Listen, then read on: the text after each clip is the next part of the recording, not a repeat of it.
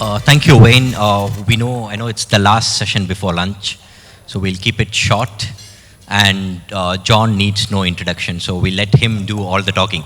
John, thank you so much for joining us. Let's jump into the discussion, the talking points first. I would like to start with tech.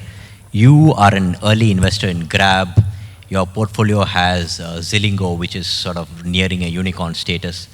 You're an early investor in Ruangguru, which perhaps raised one of the largest EdTech rounds in Southeast Asia when they raised 150 million. You have a whole series of tech companies in your portfolio. So how involved are you in tech investing currently?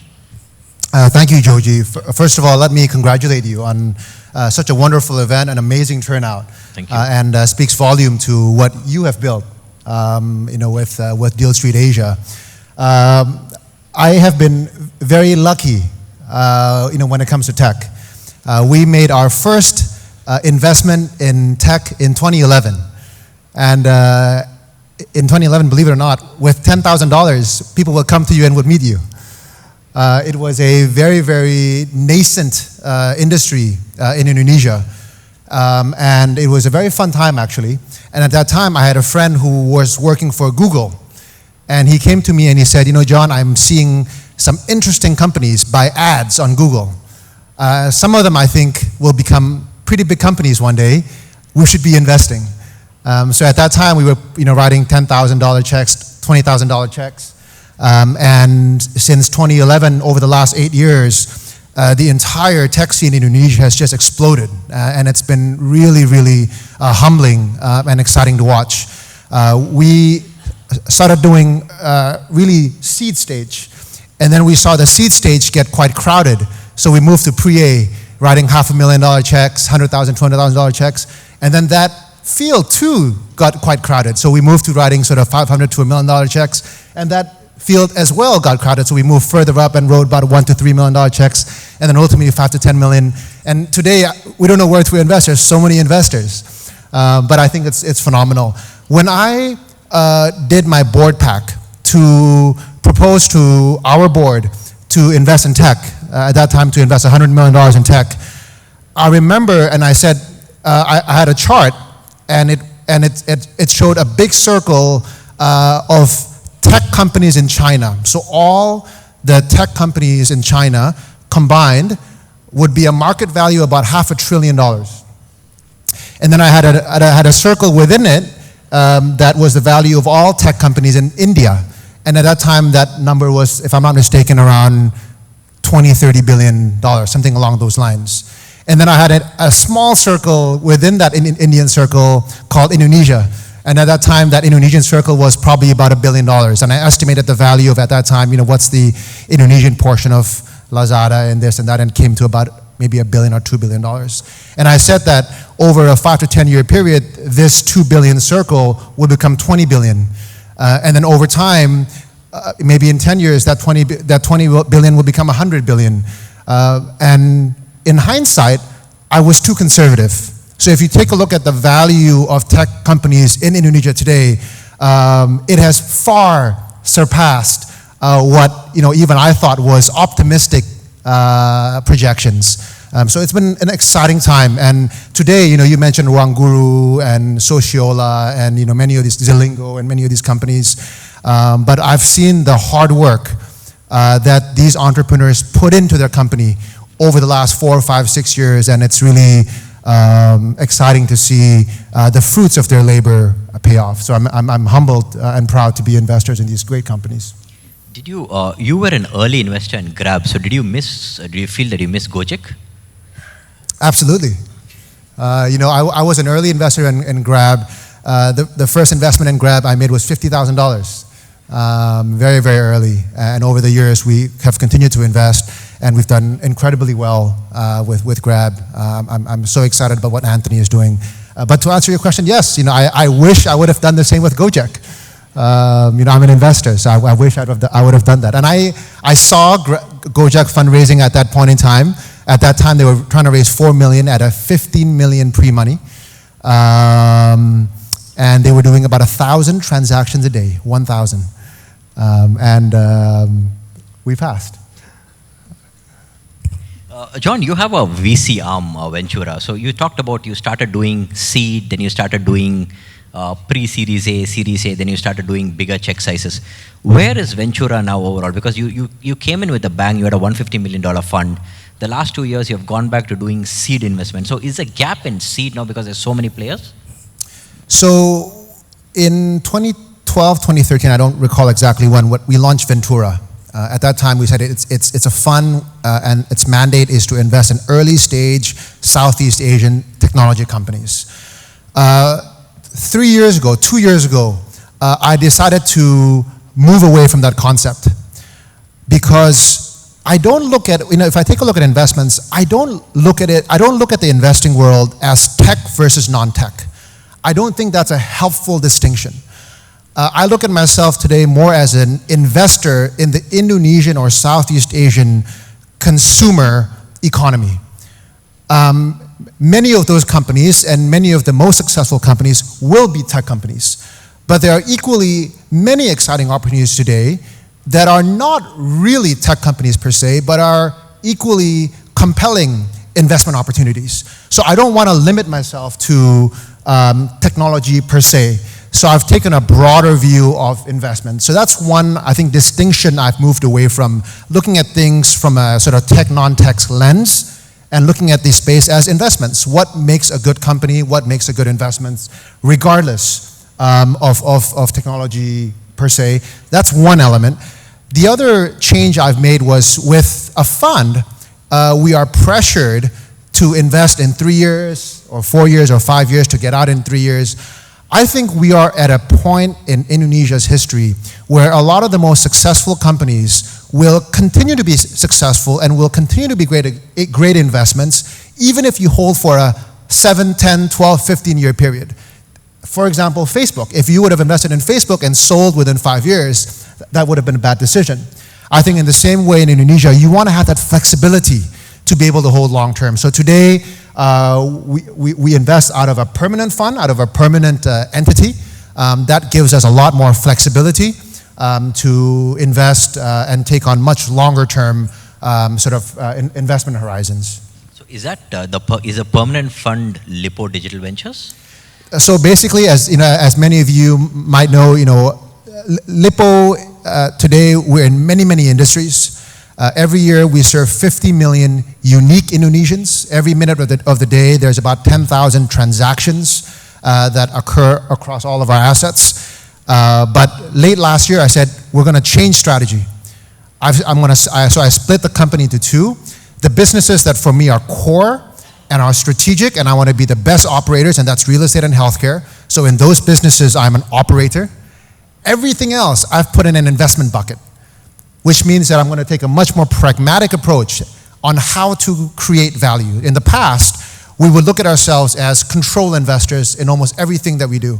Today, when it comes to the non-real estate, non-healthcare, we're investors, and we take a very practical approach to things. So to be honest, going forward, a lot of the non-core investment stuff will be tech, because I think this is one of the most exciting asset classes in Indonesia. There's nothing about tech per se that I love.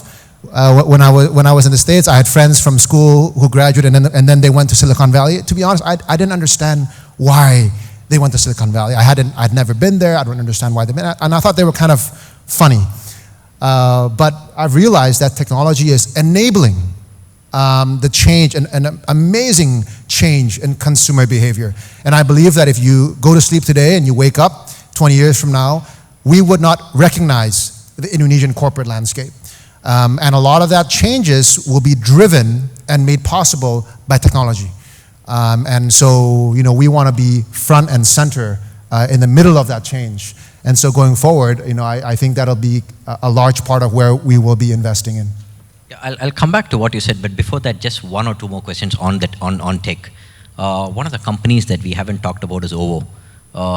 You sort of launched it. You were part of the early days of OVO. So it is Indonesia's latest unicorn.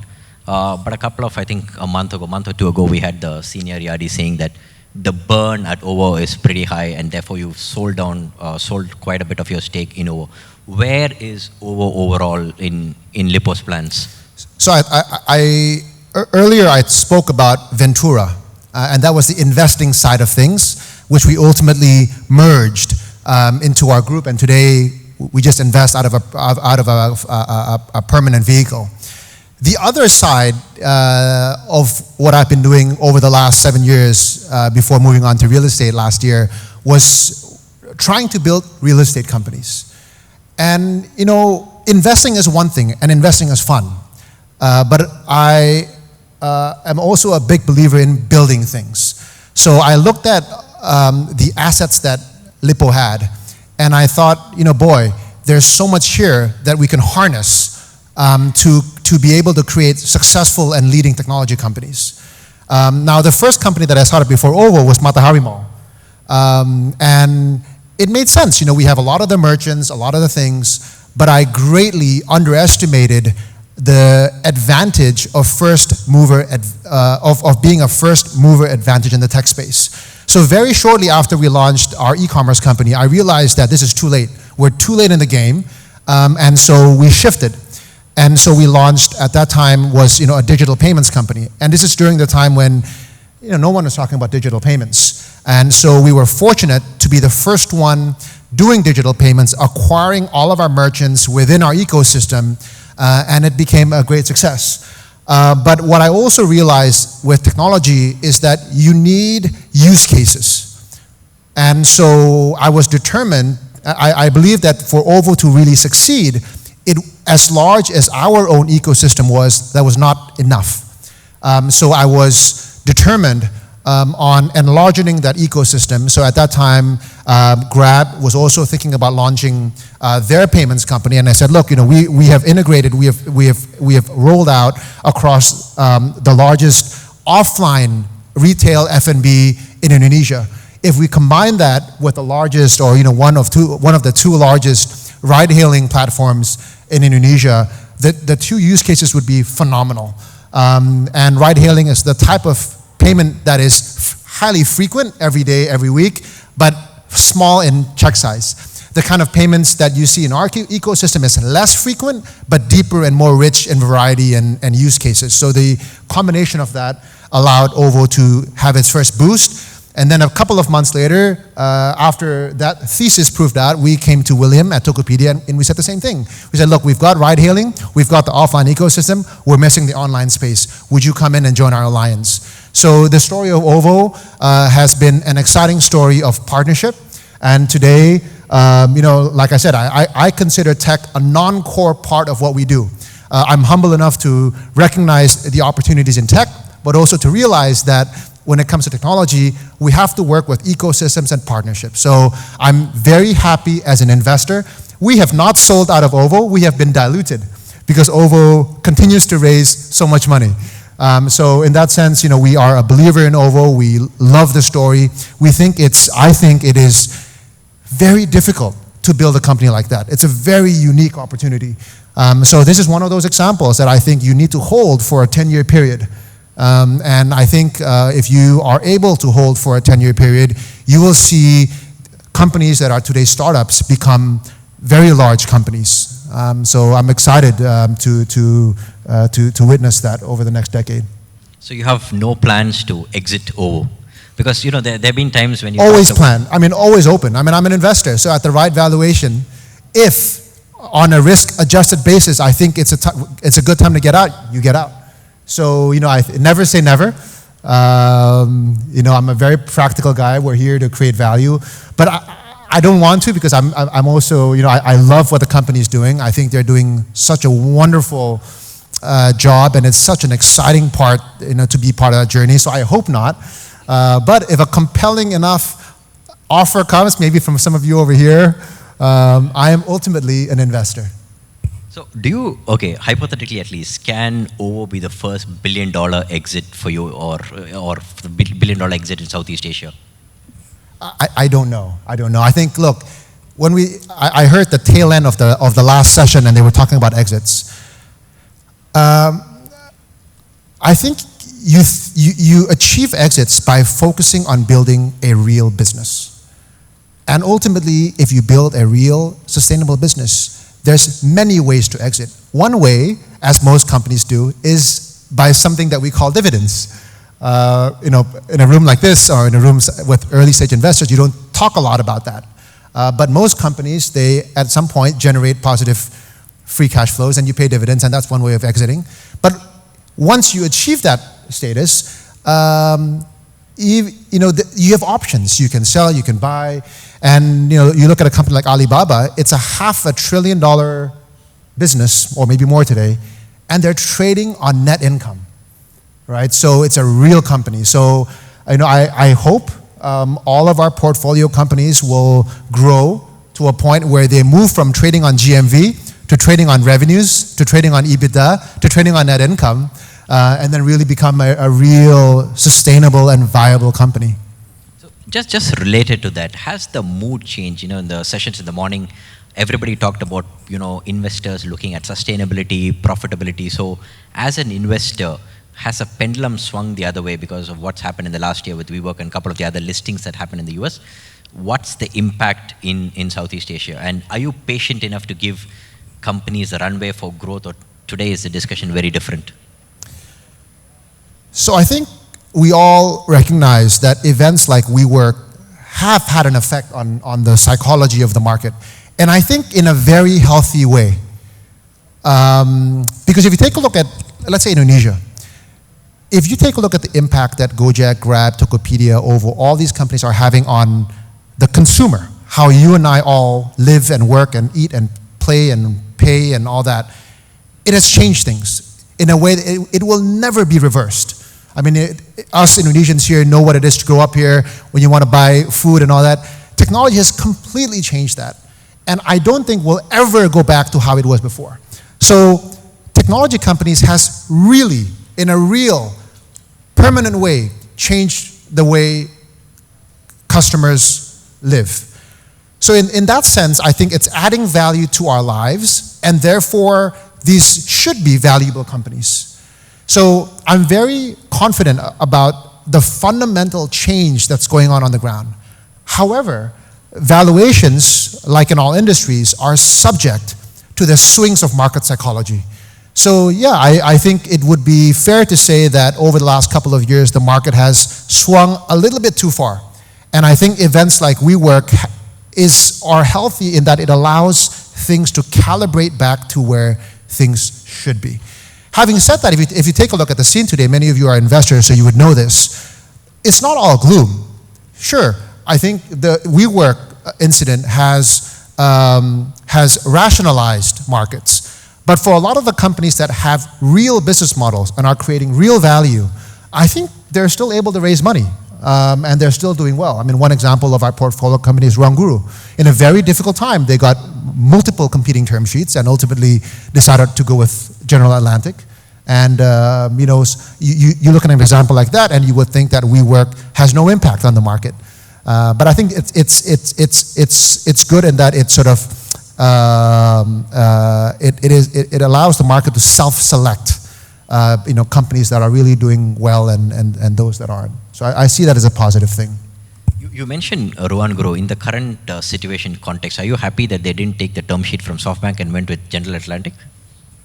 That's a question you've got to ask the founders. I can't comment on that. But look, I think the principle that the board guided the founders and the decision within which the founders decided to take the GA term sheet is based on what they thought would be best for the company, and I'm proud to see them do that.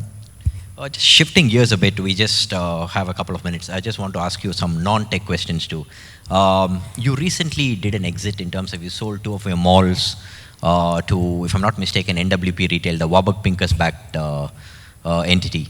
So does that show a shift in strategy for the group? Because when it comes to exits, even non-tech, you are willing to sort of divest. Is that a shift in strategy, or is it just you got the best price and?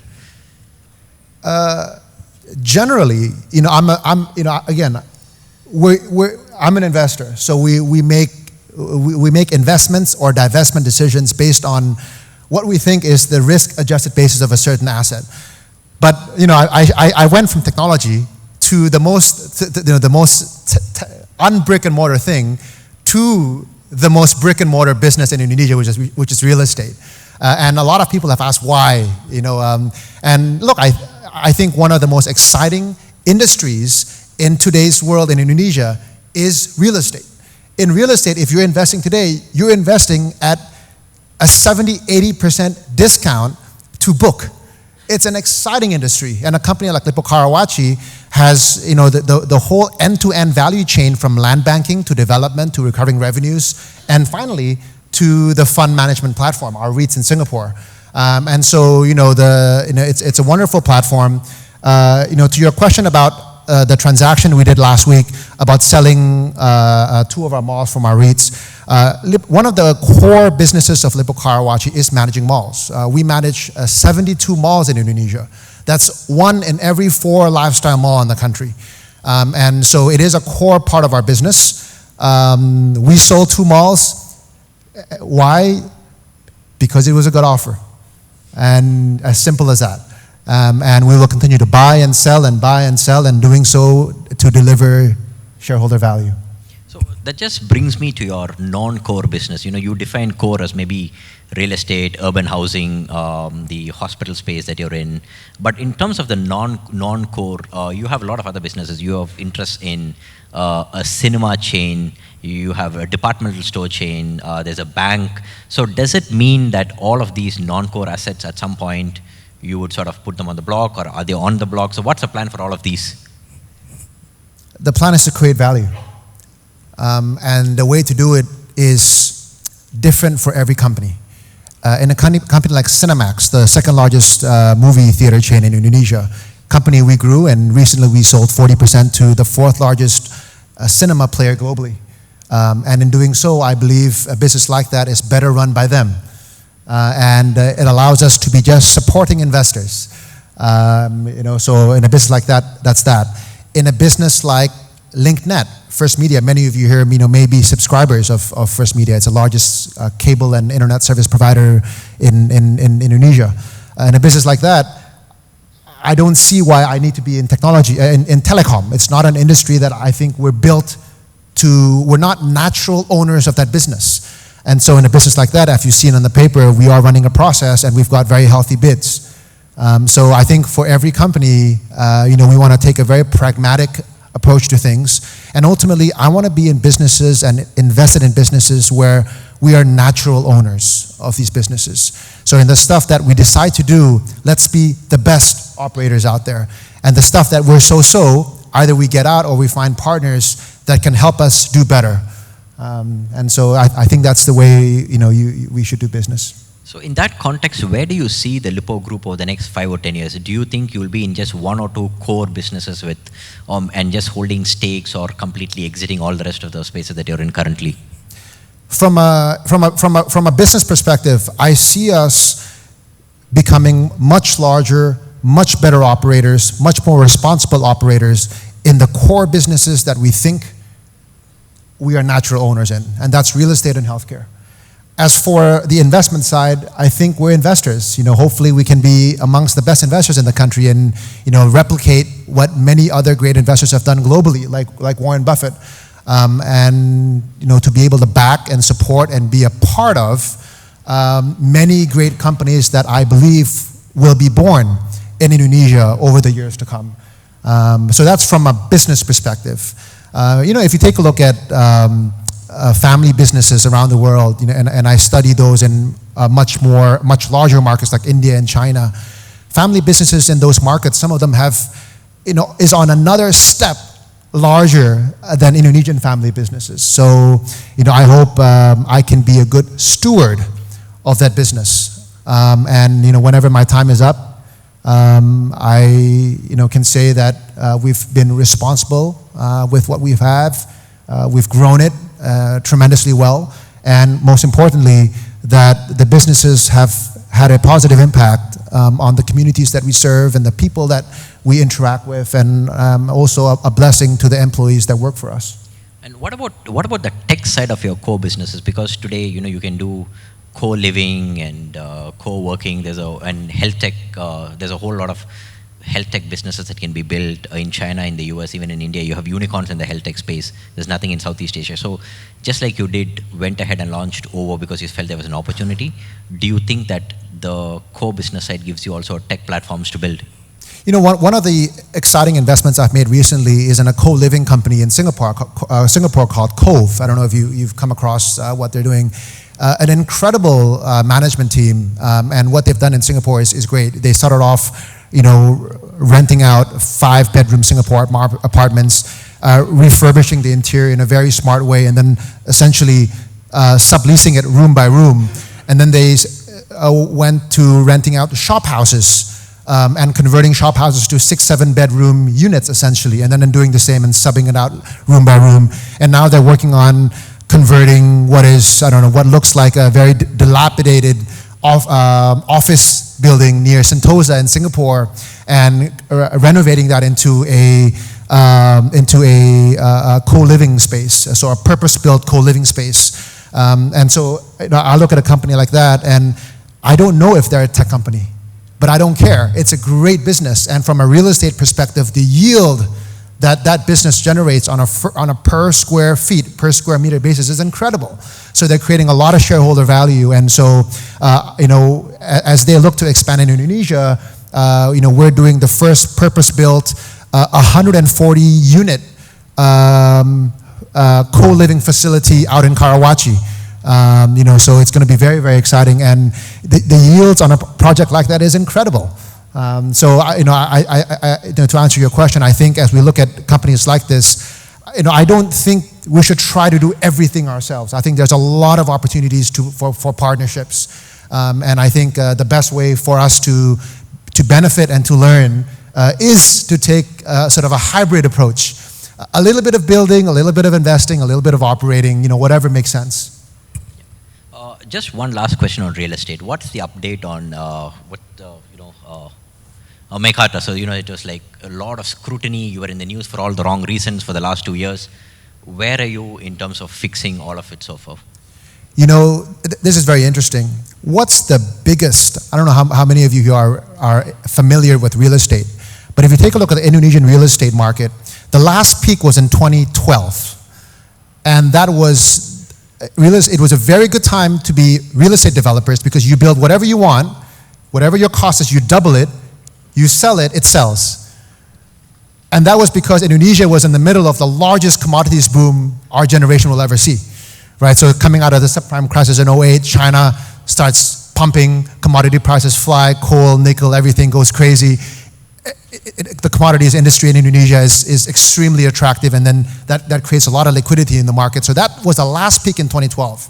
And since 2012 onwards, for the last 6-7 years, it's been a very slow time for Indonesian real estate. But I believe, and we're beginning to see the beginning of the next boom in real estate. But that boom is very different from the one that we've seen in the last cycle. Because this boom is not about hot investor money, but it's about a wave of first-time Indonesian homeowners buying homes for the first times in their lives. Believe it or not, Indonesian homeownership is at 50%. I don't know, I see some of you from India, from China here. In India, that number is at 70. In China, it's gone to about mid-80s. So the level of home ownership in Indonesia is extremely low. So we're going to see over the next decade this number move from 50% to 60%. So you're going to see I think a very exciting boom in home ownership. However, if you want to serve this market, price points are very important. And so in Indonesia, that means, so if you have to work backwards. What is their income in every month, and what's their disposable income? What can they afford in mortgage payments? You got to work backwards. And if you do the math, their affordability to be able to get that volume is that you must sell homes at 400, 500, 600 million per unit. So that's the right price points. So, that was the vision behind Meikarta. How do you sell homes at that affordable level, but give them a beautiful product, a livable product, a real community? So we are building 20,000 homes Thankfully, we've sold about 80% of those homes. We went through some difficult times last year, but thankfully we're sort of out of the waters and sales is back. And I'm very, very excited about that project over there.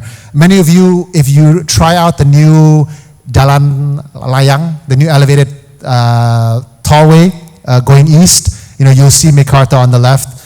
When you have time, drop by, take a look. It's really fascinating what's going on there. And in the past, if you tell someone, do you want to live in Cikarang? They say, no, I don't, because in the image of Cikarang is that it's an industrial town, it's a factory town, and it's hot. But with Mekarta, I think we've changed that perception. Mekarta has a 60-hectare Central Park. It's a beautiful Central Park, modeled after New York Central Park, and it's really transformed that area into a livable town. And from a business perspective, it makes sense. Before I did this, if you were to sell land in Cikarang, you can only sell land to a factory. They'll pay you about $200 a square meter. Today, we're selling it for much more on a per, you're building up as well, right? So today, on a 1 square meter apartment is about 9 million rupiah. And you're building, 5-6 times plot ratio. So it's an exciting project from both the impact that you have on the community as well as from a value creation perspective. Final question, John. You said you went through, the group went through some tough times last year. That was when you were called to, take over the group, become the CEO. You were 33 then, in sense of what was the thinking behind it? You felt you were ready for it, and it's been about a year now. So how has your leadership style been different from that of your grandfather, your uncle, or your father? What's changed after you've taken over as a CEO? That's a question I think you have to ask my investors, my shareholders, things like that. But were you ready for the move when they asked you to, when your grandfather asked you to take over the group and become the CEO at 33 where you? Depending on the compensation package. A lot of things in life, you never know if you're ready or not. But if the opportunity comes up, you do your best. And look, I look at the Lippo that's been built with a lot of humility and a lot of admiration for what has been built. At the same time, I also see, I think objectively, some of the things that we can do better. So, I don't look at it as how am I different, and I don't think it's about me. I think it's about looking at the Indonesia today, the opportunities that there are in Indonesia today, and then seeing what must change for us to continue to innovate, for us to continue to be relevant. And a lot of my views are shaped greatly by my experience investing and working with a lot of the entrepreneurs in Indonesia. I have a great deal of respect for entrepreneurs. I know how hard it is to be in business, and I can only imagine how much more difficult it is to be a real entrepreneur starting from zero and starting from scratch. So it is from my experience as an investor working with a lot of the entrepreneurs in our portfolio companies that taught me a lot of the lessons that today, as I lead Karawaci and Lippo, what do we do and how can we do things better? No, it's been a humbling journey. Like I said, I don't look at myself as an owner of the business. I look at myself as a steward of the business, and my role is to leave it in a better shape than when I came in. So I hope that I'll be able to achieve that. Ladies and gentlemen, we are well into our lunchtime. John, thank you so much for your time. It was a pleasure talking to you. Thank you for the great session. Thank you. Thank you. Thank you so much to John and Joji for that